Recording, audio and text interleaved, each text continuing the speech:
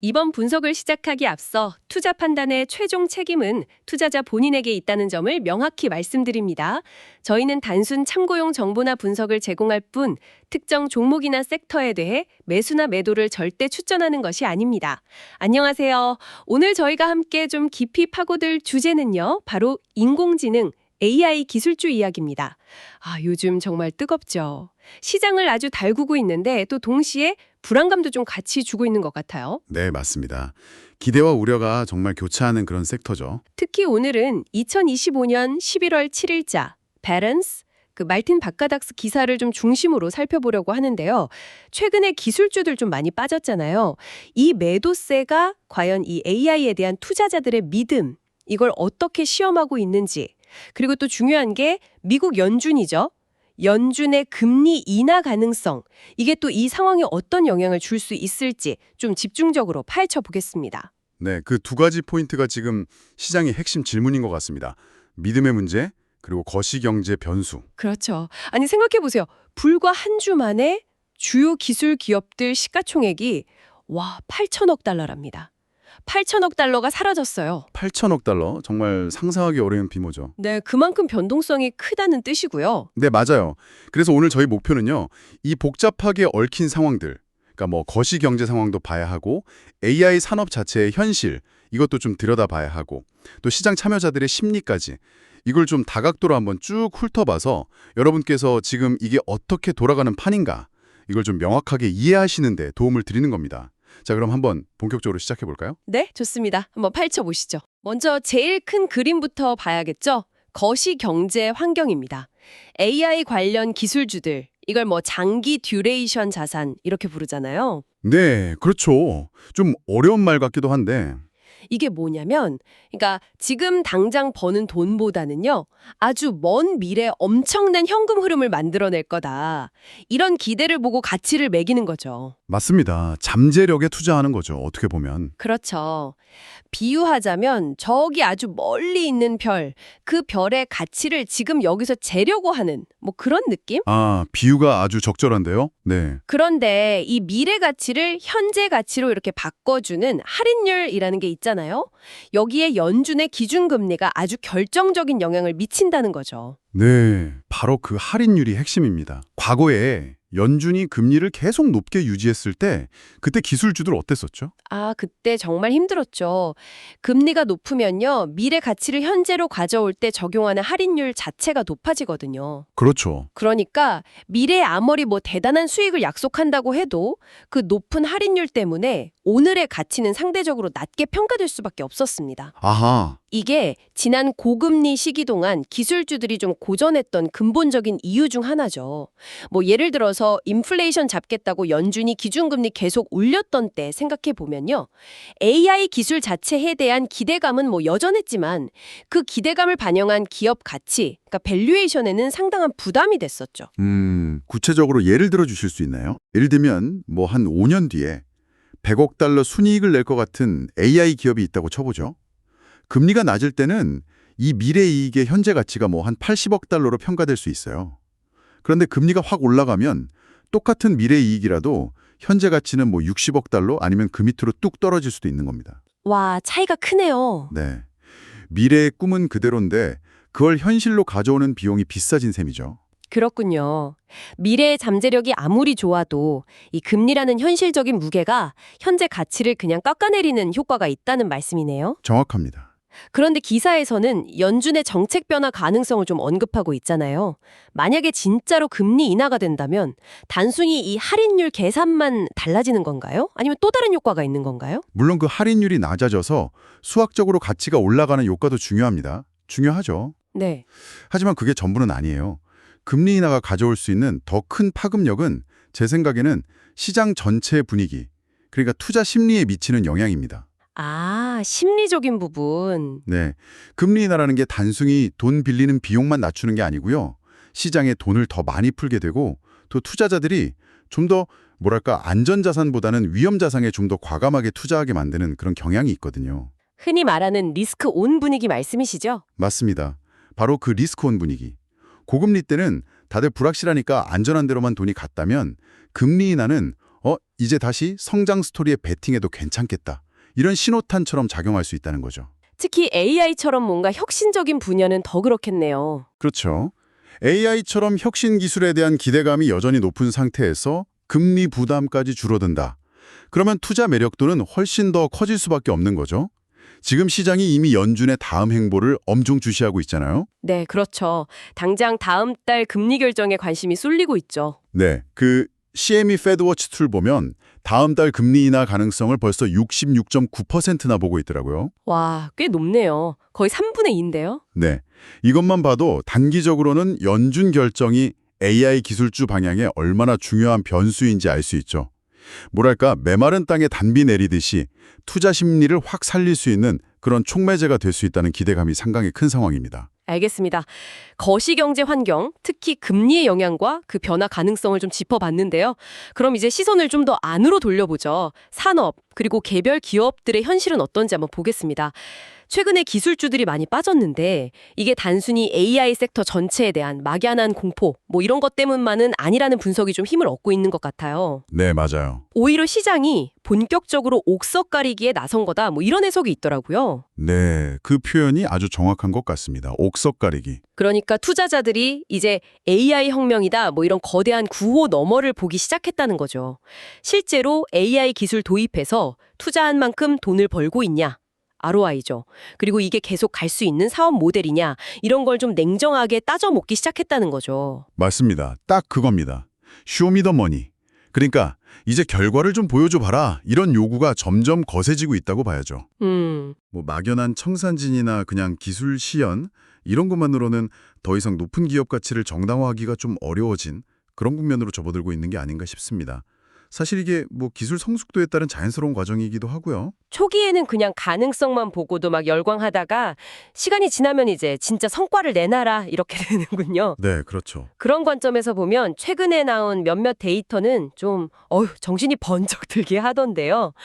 예를 들어서 2025년 MIT 연구 결과를 보니까 생성형 AI 도입한 기업 중에 무려 95%가 ROI를 거의 못 봤거나 아예 못 봤답니다. 95%? 네, 그 수치가 정말 충격적이죠. 아니 95%면 이건 그냥 뭐 초기 시행착오다 이렇게 보기는 너무 심각한 거 아닌가요? 네, 그 정도면 구조적인 문제가 있는 건 아닌지 의심해 볼 만하죠. 게다가 오플 AI 같은 완전 선두주자잖아요. 근데 이 기업조차 2025년 상반기에 꽤 큰 규모의 손실을 기록했다는 점.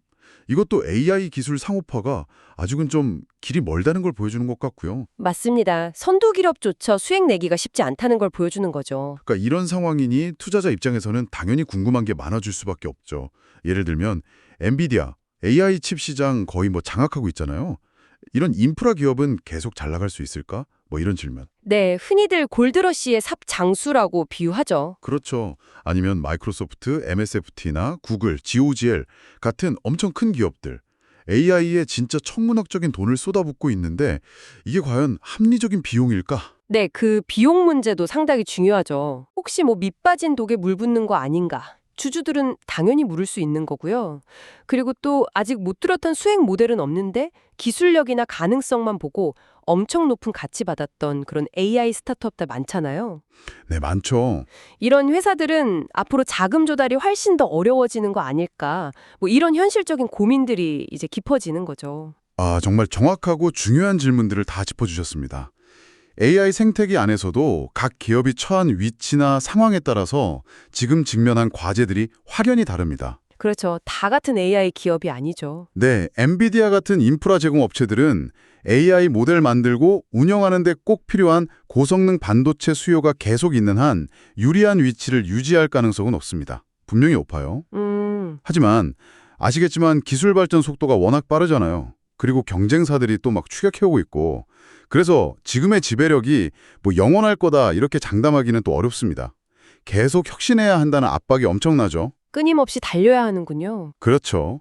그리고 마이크로소프트나 구글 같은 이런 빅테크 기업들. 이 회사들은 막대한 자본력을 가지고 있잖아요.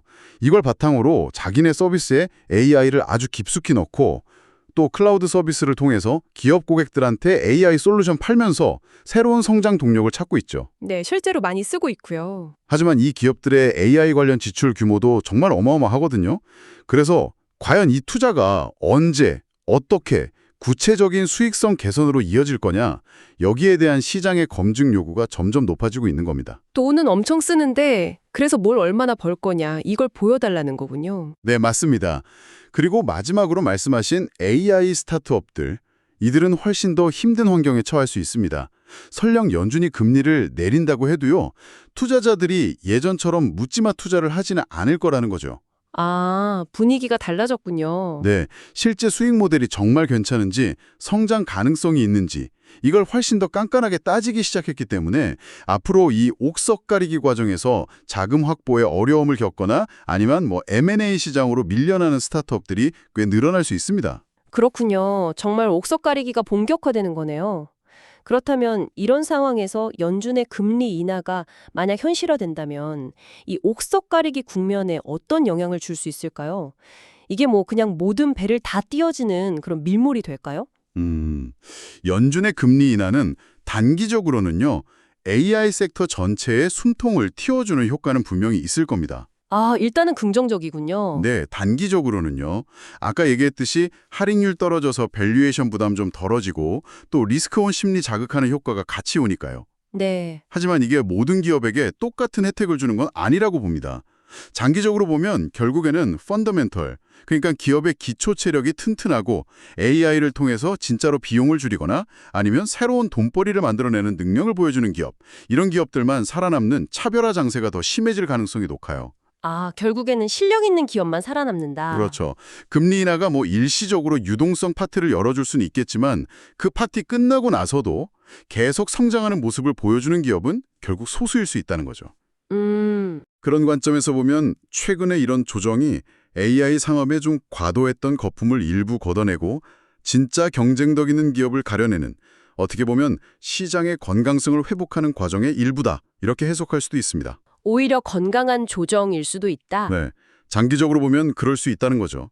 따라서 투자자분들은 단순히 금리 인하라는 이 거시적인 변수 하나에만 기댈 게 아니라 각 기업이 AI 기술로 어떤 구체적인 가치를 만들어내고 있는지 이걸 더 냉철하게 분석하고 평가해야 하는 시점이라고 생각합니다. 그렇군요. 거시적인 흐름도 보면서 동시에 개별 기업의 속살을 더 깊이 들여다봐야 한다. 이런 말씀이시네요. 베런스 기사 제목에서 신봉자, believers나 믿음, faith 이런 단어를 쓴 게 저는 상당히 흥미로웠거든요. 네, 저도 그 부분이 인상적이었습니다. 이게 현재 AI 시장을 움직이는 힘의 상당 부분이 단순히 재무제표 분석이나 기술 지표 이런 걸 넘어서서 일종의 아주 강력한 내러티브, 그러니까 거대한 이야기에 많이 의존하고 있다는 걸 보여주는 것 같아요. 그렇죠. 스토리가 시장을 이끌어가는 면이 분명히 있죠. AI가 세상을 완전히 바꿀 거다 이런 혁명적인 이야기가 정말 많은 투자자들을 끌어들였는데 최근에 이렇게 주가가 확 빠지는 걸 보니까 이 강력했던 이야기에 뭔가 첫 번째 균열이 생긴 건가? 그리고 투자자들의 그 심리적인 믿음을 시험하는 무대가 된 건가? 이런 생각이 들더라고요. 혹시 내가 너무 앞서 나갔던 건 아닐까 이런 의심이 슬슬 드는 거죠. 네, 맞습니다. 기술 혁신의 역사를 보면 이런 패턴이 계속 반복되어 왔습니다. 1990년대 후반의 닷컴 버블 때도 그랬고요. 그 이전에 다른 주요 기술 혁신 주기에서도 비슷한 과정을 거쳤죠. 아, 항상 있었던 패턴이군요. 네. 처음에는 기술의 그 무한한 잠재력에 대한 기대감이 시장을 그냥 압도합니다. 그런데 어느 시점이 되면 현실적인 성과를 보여달라는 검증 요구와 딱 마주치게 되고 그 과정에서 투자자들의 심리적인 변곡점을 겪게 되는 거죠. AI라고 해서 이 과정에서 예외일 수는 없는 겁니다. 현재 우리가 보고 있는 이 변동성은 어쩌면 이런 심리적 재조정 과정의 일부일 수 있습니다. 아, 심리적인 재조정. 바로 이런 맥락에서 연준의 금리 인하 가능성이 단순한 경제 변수를 넘어서 투자자들한테는 아주 강력한 심리적 안정제 역할을 할 수 있다. 이런 분석이 나오는 거군요. 네, 그렇죠. 기술적 분석이나 펀더멘털 분석, 이거랑은 또 다른 차원에서 마치 걱정하지 마. 연준이 뒤에서 받쳐줄 거야. 이런 무언의 메시지를 보내면서 시장의 불안감을 좀 잠재우고 다시 좀 공격적으로 투자할 용기를 북돋아 준다는 거죠. 일종의 심리적인 방패막 같은? 네, 시장 심리라는 게 때로는 굉장히 비이성적으로 움직이기도 하고요. 특히 연준 같은 아주 강력한 플레이어의 신호에는 극도로 민감하게 반응하죠. 그렇죠. 연준 말 한마디에 시장이 출렁이니까요. 네, 연준의 금리 인하 결정은 그 자체만으로도 시장에 위험자산 투자에 대한 적신호가 해제됐다. 이런 강력한 시그널로 해석될 수 있습니다. 투자자들의 그 얼어붙었던 마음을 좀 녹이는 효과가 있는 거죠. 하지만 말친 부카르덱스 기사가 던지는 더 근본적인 질문은 바로 이 지점에 있습니다. 과연 이렇게 외부 요인, 그러니까 연준의 금리 인하에 의해서 좀 인위적으로 지탱되는 믿음, 이게 과연 얼마나 지속 가능할 거냐 하는 문제입니다. 그 믿음의 지속 가능성에 대한 의문, 그게 핵심이군요. 일시적인 심리 부양책이 근본적인 해결책은 아닐 수 있다, 이런 지적이네요. 정확합니다. 금리 인하가 단기적으로 주가를 끌어올리는 효과는 분명히 있을 수 있습니다. 하지만 만약 그 기간 동안에요, AI 기술이 실제로 약속했던 그 생산성 향상이나 실질적인 경제적 가치 창출을 증명해내지 못한다면 그 믿음이라는 건 언제든 다시 흔들릴 수 있는 아주 취약한 기반 위에 서 있는 것일 뿐입니다. 마치 모래 위에 지은 성 같다는 말씀이시죠? 네, 딱 그 비유가 맞을 것 같습니다. 예를 들어서 금리 인하 덕분에 시장이 잠시 반등했어요. 그런데 그 이후에 발표되는 기업들 실적 보니까 AI 투자가 여전히 그냥 비용 부담으로만 작용하고 뚜렷하게 수익이 개선되는 효과를 못 보여준다. 그러면 실망 매물이 오히려 더 크게 쏟아져 나올 수도 있습니다. 기대가 컸던 만큼 실망도 클 수 있겠네요. 그렇죠. 게다가 일각에서는 최근에 매도세가 단순히 건전한 차익 실현 과정이다. 이걸 넘어서서요. 지정학적 리스크가 커졌다거나 아니면 AI 관련 기업들의 그 고평가 논란 자체에 대한 근본적인 재평가가 시작된 신호다. 이런 분석도 나오고 있거든요. 다른 요인들도 복합적으로 작용하고 있다는 거군요. 네, 결국 투자자들의 믿음이 정말 단단해지려면요. 연준이 풀어주는 유동성이 아니라 기업들의 실제로 보여주는 실적이라는 그 단단한 땅 위에 뿌리를 내려야 합니다. 그렇죠. 실적이 뒷받침되어야 진짜 믿음이 생기겠죠? 네, 심리적 안정제는 통증을 잠시 잊게 해줄 뿐이지 병의 근원을 치료하지를 못하는 것과 같은 이치라고 보시면 됩니다. 자, 그럼 지금까지 논의한 내용을 한번 종합적으로 정리해 보겠습니다. 현재 AI 기술주 세 장을 보면 크게 세 가지 힘이 아주 복잡하게 상호작용하면서 영향을 주고받는 그런 형국으로 보입니다. 네, 첫째는 연준의 통화 정책으로 대표되는 거시경제 환경. 둘째는 개별 기업들의 실제 수익성이나 기술 구현 능력 같은 미시경제 현실. 그리고 셋째는 투자자들의 기대와 불안감이 막 교차하는 시장 심리. 이 세 가지 요소가 서로 막 얽히고 설켜서 지금의 시장 상황을 만들어내고 있는 것 같습니다. 네, 아주 적절한 정리이신 것 같습니다. 그 세 가지 힘은 독립적으로 움직이는 게 아니라 서로에게 계속 영향을 주고받죠. 그렇죠. 맞물려 돌아가는군요. 네, 예를 들어서 연준이 금리를 결정한다. 이건 거시죠. 그러면 이게 즉각적으로 투자자들의 위험 선호도, 이건 심리죠. 에 영향을 미치고 이게 다시 개별 기업들의 주가 수준, 이건 미시죠. 에 반영이 됩니다. 그렇게 연결되는군요. 동시에 또 개별 기업들이 발표하는 실적이나 기술 개발 성과, 이건 미시죠. 그러니까 AI 혁명에 대한 시장의 믿음, 심리를 더 강하게 만들거나 아니면 약화시키고 이게 또 장기적으로는 연준의 정책 방향, 거시에도 영향을 줄 수 있습니다. 미시가 거시에도 영향을 줄 수 있다고요? 네, 예를 들어 만약 AI 도입으로 생산성이 경제 전반에 걸쳐서 뚜렷하게 올라가는 게 보인다. 그럼 이건 인플레이션 압력을 좀 완화시키는 요인이 될 수 있거든요. 그럼 연준이 통화 정책을 운영할 때 이것도 고려할 수 있겠죠. 이처럼 세 요소는 마치 톱니바퀴처럼 계속 맞물려서 돌아가고 있는 겁니다. 와, 정말 복잡하게 얽혀 있네요. 그렇다면 당장 단기적으로 투자자들이 가장 주목해야 할 변수는 뭘까요? 역시 연준의 금리 결정일까요? 단기적으로는 그렇다고 봐야겠죠. 시장의 기대대로 연준이 실제로 금리 인하를 단행한다면 아까 여러 번 강조했듯이 밸류에이션 부담이 좀 완화되고 투자 심리가 개선되는 효과가 맞물리면서 기술주, 특히 AI 관련주를 중심으로 한 상승 랠리가 다시 시작될 가능성은 있습니다. 단기 랠리 가능성. 네, 그동안 고금리 때문에 상대적으로 좀 억눌려왔던 성장주에 대한 투자 수요가 다시 확 살아날 수 있는 거죠. 하지만 이건 어디까지나 단기적인 시나리오입니다. 단기적인 반등 가능성은 있지만 더 중요한 건 그 이후다 이런 말씀이시군요. 맞습니다. 중장기적인 관점에서 보면 금리 인하로 혹시 얻게 될지도 모르는 그 시간은 AI 기업들한테는 일종의 기회의 창이 될 수 있습니다. 중요한 건 그 시간을 어떻게 활용하느냐죠. 그 시간을 어떻게 쓰느냐. 네. 단순히 유동성의 힘에 기대서 주가가 오르는 거, 그걸 넘어서서 기업 스스로가 AI 기술을 통해 진짜 실질적인 수익을 만들어내고 지속 가능한 성장을 할 수 있다는 걸 시장에 증명해야 합니다. 증명을 해야 하는군요. 그렇죠. 그렇지 못하면 금리 인하 효과가 좀 약해지거나 아니면 예상치 못한 다른 악재가 터졌을 때 시장은 또다시 큰 폭의 조정을 겪을 수 있습니다. 결국에는 진짜 실력을 갖춘 기업만이 살아남게 될 겁니다. 결국에는 펀더멘털로 다시 돌아간다, 이 말씀이시네요. 베론스 기사의 논조와도 딱 맞아떨어지는 것 같습니다. 그렇습니다. 베론스 기사가 지적하듯이 최근의 기술주 매도세는 AI 산업이 겪고 있는 성장통과 좀 비슷하고요. 연준의 금리 인하는 이 고tum을 잠시 잊게 해주는 진통제 역할을 할 수 있습니다. 성장통과 진통제, 비유가 적절하네요. 네. 하지만 근본적인 치료는 AI 기술 자체가 성숙하고 이걸 통해서 실질적인 가치를 만들어내는 데서 시작되어야 한다는 거죠. 따라서 앞으로 시장은 연준의 통화정책 발표 내용이나 또 개별 기업들의 분기별 실적 발표 내용에 따라서 상당한 변동성을 보일 가능성이 높습니다. 변동성이 계속 크겠군요. 네. 그래서 투자자 여러분께서는 거시적인 경제 흐름을 놓치지 않으면서도 동시에 개별 기업의 펀더멘털, 그러니까 이 회사가 AI 기술로 구체적으로 어떤 문제를 해결하고 있는지, 어떤 차별화된 가치를 제공하는지, 그리고 이게 지속 가능한 수익 모델을 갖추고 있는지 이런 것들을 더욱 면밀하게 분석하는 다층적인 접근 방식, 이걸 취하시는 것이 중요해 보입니다.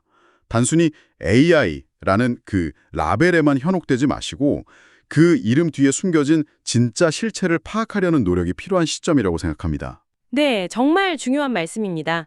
단순히 유행을 좇기보다는 실질적인 가치를 따져봐야 한다는 거네요. 오늘 저희는 AI 기술주의 현재와 미래를 둘러싼 이 복잡한 요인들, 그러니까 연준의 통화 정책, 기업의 실제 성과, 그리고 시장의 심리가 어떻게 얽혀 있는지 베런스 기사를 중심으로 아주 자세히 살펴봤습니다. 여기서 마지막으로 한 가지 질문을 던져보면서 마무리할까 합니다. 네, 어떤 질문이신가요? 만약에요, AI가 정말로 우리가 기대하는 그런 혁명적인 변화를 가져온다면 우리는 그 진정한 가치를 단순히 주가 변동이나 기업의 분기별 이익, 이런 걸로면 온전히 측정할 수 있을까요? 굉장히 철학적인 질문인데요. 예를 들어서 AI 기술 발전이 인류의 평균 수명을 획기적으로 늘린다거나 아니면 교육 접근성의 불평등을 해소하는 데 결정적으로 기여한다면 그 가치는 현재의 경제 지표로는 잘 안 잡힐 수도 있잖아요. 그렇죠. 사회적 가치, 공공의 가치는 GDP나 주가에 다 반영되지 않으니까요. 네. 더 나아가서 그렇게 만들어진 엄청난 가치가 사회 전체에 좀 비교적 고르게 분배되지 않고 특정 소수에게만 확 집중된다면 우리는 또 어떤 새로운 사회적 윤리적 문제에 직면하게 될까요? 부의 불평등 심화 문제, 일자리 문제, AI 윤리 문제, 정말 많은 고민거리를 안겨주죠. 네. AI 시대를 살아가는 우리 모두가 한번 함께 고민해 볼 만한 질문이 아닐까 싶습니다. 다시 한번 말씀드리지만 투자 판단의 최종 책임은 투자자 본인에게 있다는 점을 명확히 말씀드립니다. 저희는 단순 참고용 정보나 분석을 제공할 뿐 특정 종목이나 섹터에 대해 매수나 매도를 절대 추천하는 것이 아닙니다. 항상 여러분의 성공 투자를 기원합니다. 내용이 좋으셨다면 구독, 좋아요 부탁합니다.